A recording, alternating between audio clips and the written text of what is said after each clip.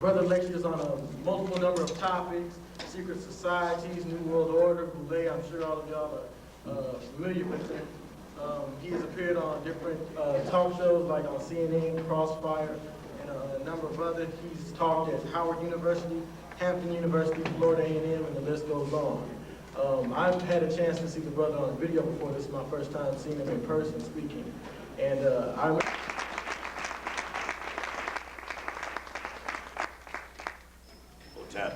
Tap. Let's see here now. This must not be you. Not you connected to this? No. Okay.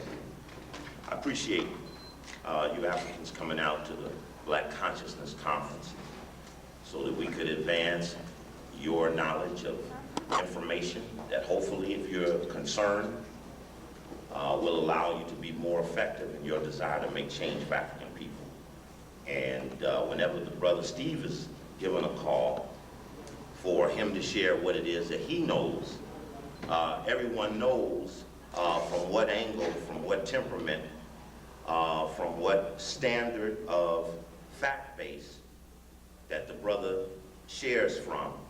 And this is what I'm known for. Far more infamous than famous. In many cases, an analysis of the enemy will put you at odds with our leadership, because our leadership has failed to teach their members who the key honkies are that run the world, because they negotiate with them. And part of their effectiveness as a leader depends upon their ability to contain their membership. And one of the ways you do that is you skew one simple analysis: who are we fighting against? And yes, like in the title, that is why there is confusion on the battlefield. Where I might stand up and fight the Rockefeller Foundation, I question its right to build and fund a Constituency for Africa project. The Carnegie Foundation, the Ford Foundation, I condemn their right to organize and fund a constituency for Africa, because any analysis of who adversely harmed Africa, you'd come up with Rockefeller, Rhodes, Carnegie, Rothschild. But it's confusion on the battlefield. If C. Payne Lucas becomes the executive director of the enemy's operation to cover its own ass for some shame it produced, and now the perpetrator has financed the response to perpetration, which in fact suggests that's only continuation.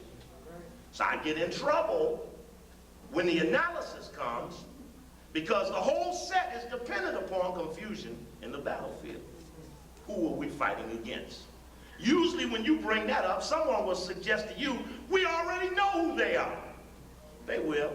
And you have to think carefully about what they say, because you're witnessing that thing that you're against. You will draw it out like golden seal. Like I got a little abscess, a little jaw swollen up over here, putting golden seal on the swelling to hope it sucks the pus right out. And that will happen when you start that level of intense focus on the enemy, because the leadership won't level with the membership. And that put me at odds with the leadership. They don't come to Coakley program, I don't care what city you're in, even though they damn need the lesson. Brother has invested everything he ever had to demand and command a better focus on who these people are, to widen our ability to influence more people till we have enough to make it happen. It will happen. It will happen with you or without you. That's why we come in the spirit of the Bogart. That's how they got it. That's how we're going to get it back. We're going to be factual, we're going to be right, but we're going to be strong, we're going to make change. And confidence is breeded through information, knowledge. I know, therefore, shit, I'm going to go do this shit. A thermometer of capability suggests that what I saw in New York at the Million Youth March let me know that though it isn't organized, the Army will materialize at a moment's notice. Because the Army is buried deep in the victim's heart. The victims are tired, but the leadership ain't offered the direct vessel. Yes, it isn't really their responsibility, but shit, you got to beat Newsweek. Time names them somebody special. The news makes them somebody important. Every magazine and book and newspaper article suggests that they should be flaunted. So it's hard getting that out. So that means that it will only provoke itself on a person-to-person basis, which is not bad. If you couldn't be on the television and you couldn't be on the radio, damn, it ain't bad to be person-to-person, because that's the highest level of convincing you could give. So now it is, how many can you get to? Times, how many can you get to? When people tell me, brother, you know you really ain't a brother till you write a book. I said, brother, those people go through those tapes and they find those books, they eat those books up, and then they go get another tape and another tape, and I know they ain't read the book, they got the book. I got the book, but I know they ain't read the book, because behavior is an indicator of the knowledge. I know you know when I see you do. Now, okay, so we get some possum involved.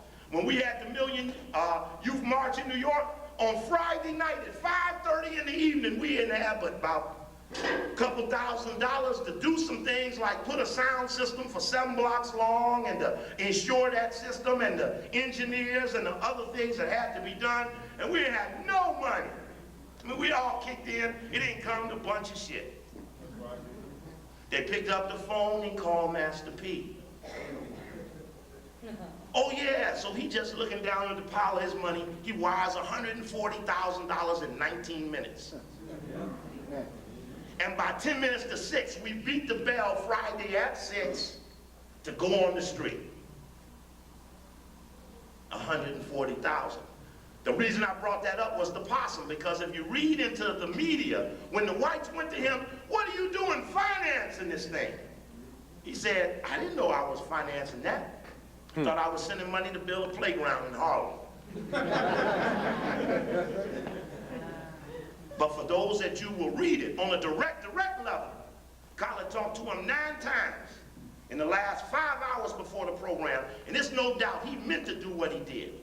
But don't get caught in the possum that may be played in the public to throw off the enemy. But since we don't talk there no way, he sent that across the deadlines. You know, you only know it's right when it's direct. Check? Check. Check mean I understand, we can move on. Check? Check. All right.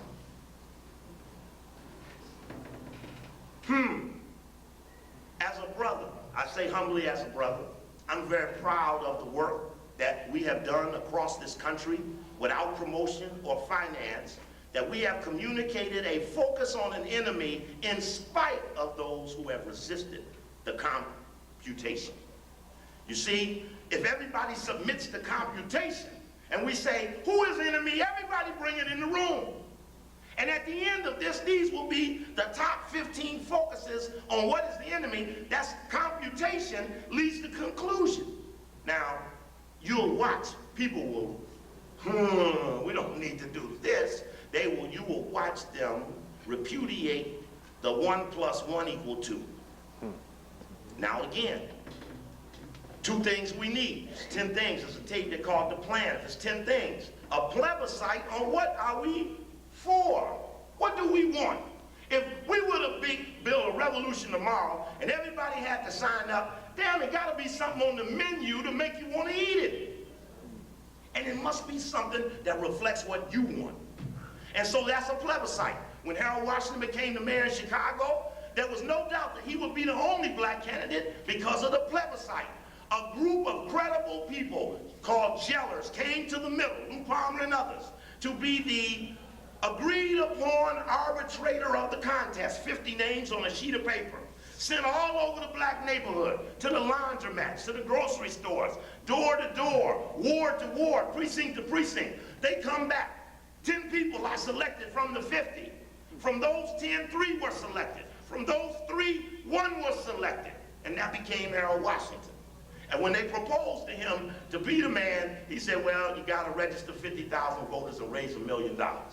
They raised 200, they raised $6 million and registered 276,000 voters. But Harold Washington was a manifestation of black folks in Chicago's desire for change. And when they murdered him.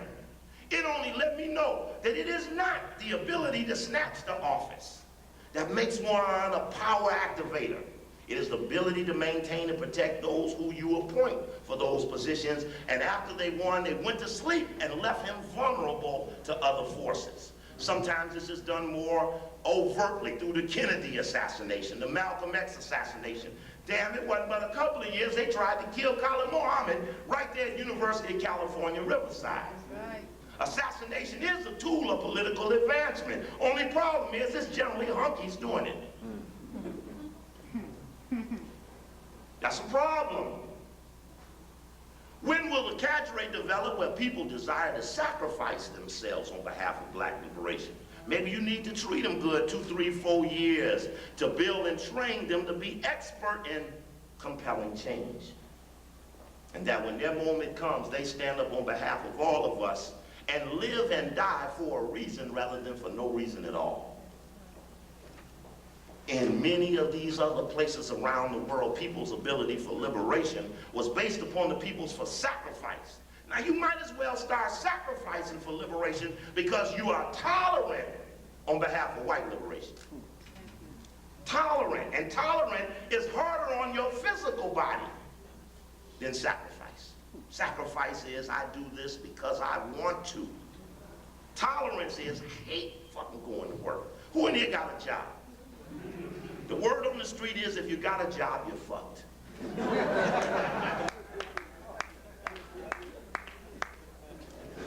I don't mean to belittle those with jobs. Some of those jobs are important. But it's an indicator that there are other priorities than liberation. Will liberation happen on the weekend at the conference or over the Christmas vacation? Nah. Liberation is drop what you're doing, shit, let's get it on. Yeah. In a very strategic, systematic way that at the conclusion of a series of events means change. And I suggest to you as a focus, just as a brother, this is the foundation of the brother's projection to African people, that the foundation of change in America is not the murdering of the president or the vice president or the speaker of the house. It is the destruction of the document that unites the states that makes this a country, the Constitution. Let me hear you say it. Right? The financial system is based upon confidence. The people who tie up the people's money to make sure education and housing and other things don't happen are Congress people. Yeah, they tell you, we just ain't heard them. We ain't put the 3D on to see through the dialogue. They say it straight up. Said the president is a liar. Somebody say, hey, that's the president. That's what the presidents do. We say, hey, that's cool. See, that ain't about nothing. That's what presidents do. They lie. But I say, hey, lying, all right. I ain't into it one way or another. I like the hunkies to tie each other up, take time, slapping hunky left, slapping hunky right. That gives you time to make up your mind. They don't have time to do you. But right now, they're trying to drop what they're doing so that they can giddy on up to you, because on the down low level, they know your ass really getting ready to kick some butt. And they know that because the thermometers around the country will tell them that. Those intelligence communities, and they're here tonight, and they're going to measure your temperament. Is Brother Mukasa in here? I know he's out around the hallway, but Black Power brother. And one of the things that was one of the most awesome things about the moment in New York was that when you hollered Black Power to the people, and you watch little children, you watch them fists bumping, and you see the intensity with the assertion in the children.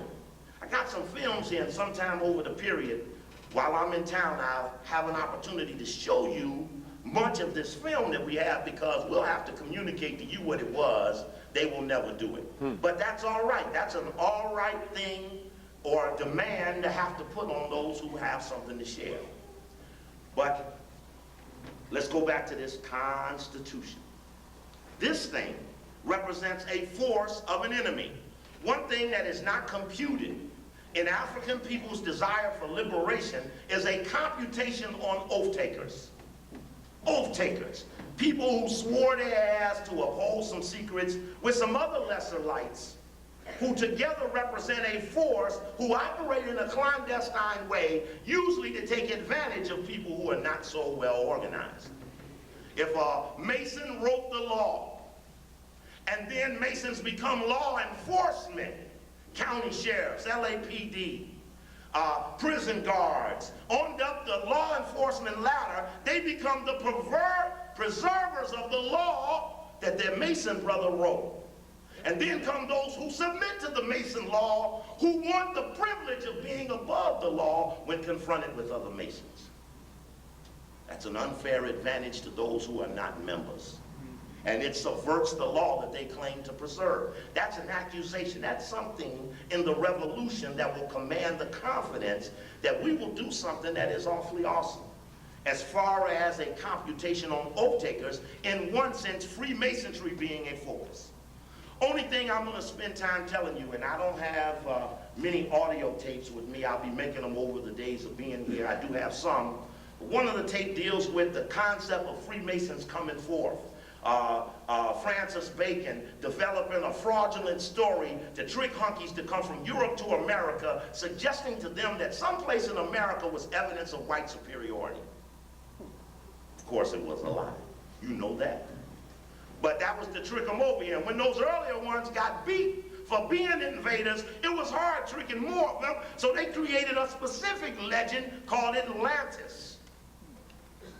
And there in Georgia, Oglethorpe called back to the king and put the first Mason thing on the so-called shore.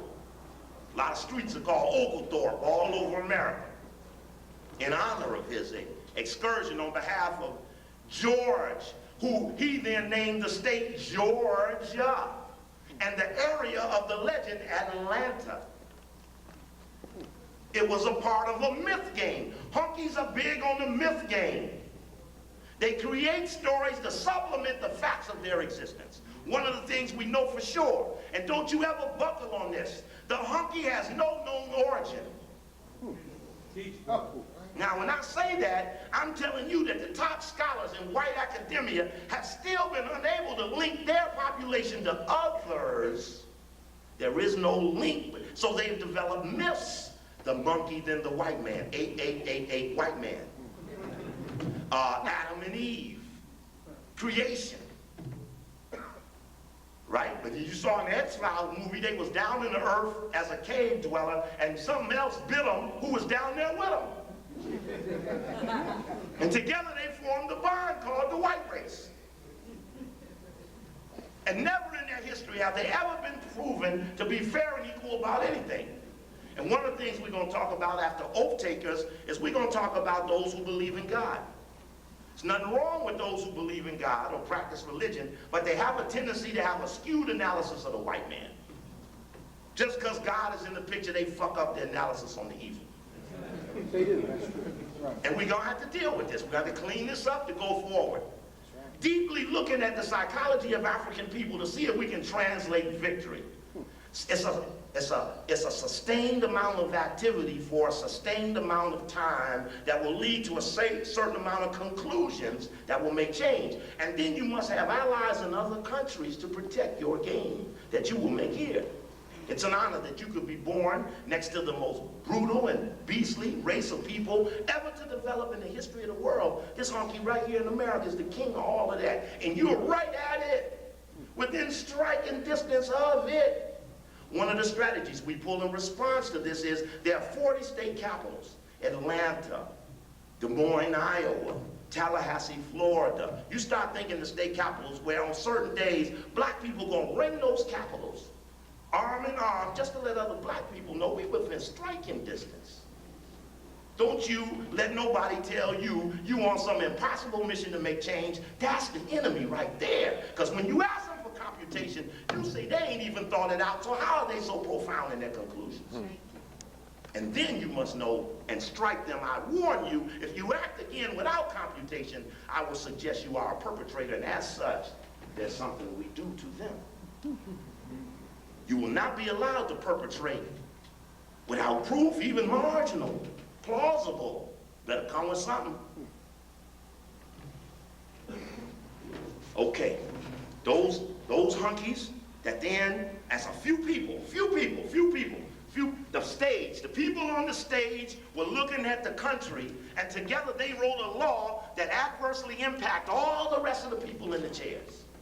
Fundamentally, that is a violation of every known universal principle. There is no grant to the minority to do anything that adversely affects the majority. That's a violation. That's a crime.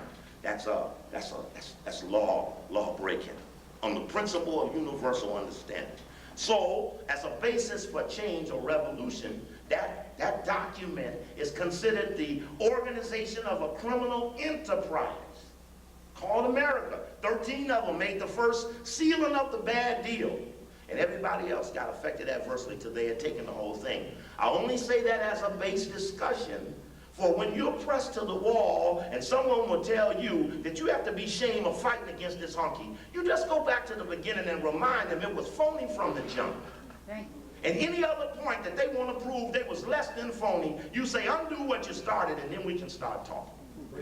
And that's why those people who are original people get caught up in deals over casinos and other payouts, so that when we challenge this honky, he's going to say, I paid them all. Yeah. So we be getting to them, look, resist some of this cheese they passing, because we might get the whole shit by one way or another.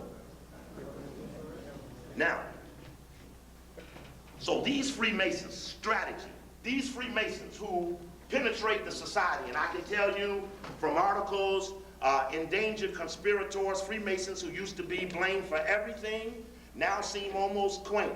Can a youth movement rescue them? Time magazine, May 25th, 98, advocating for the youth to come support the law preservers because they are in jeopardy of extinction. The Kabbalah, story promoting the Kabbalah to get little white people of the Jewish religion to get into a mystery system of understanding, to get their youth to organize. Now, isn't it ironic that this was the year of the youth who were organizing, and simultaneously the honkies are trying to get their youth in the vessels to stand guard for the resurrection? Now, on the home front, in Britain, you know, honky is how America go, Britain go, Britain go, American go. There's this historic alliance. In terms of strategy, this article suggests something that's very significant. In Britain, they found out that some of the key criminal enterprises were done by men who happened to also be the Grand Master of their lodge. But also within the lodge were the bailiffs and the sheriffs and the police and the judges, and as such, the judges could not rule against the Grand Master. So criminal enterprises were developing that were protected by the lodge. So the Home Secretary of Britain has suggested that Masons better now voluntarily register with the government. All Masons register with the government. Now, for tying up a group of oath takers who are not necessarily on our side, fuck, do it. I say do it here too. Tie their asses up, make them all register, let you know how dense their penetration of the professionalism, especially law enforcement, is. Let you see that.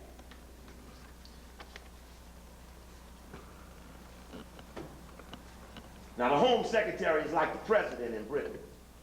He said that if he doesn't get voluntary compliance, the government will pass a law compelling them to reveal lodge membership. Because they found out they couldn't stop crime until they broke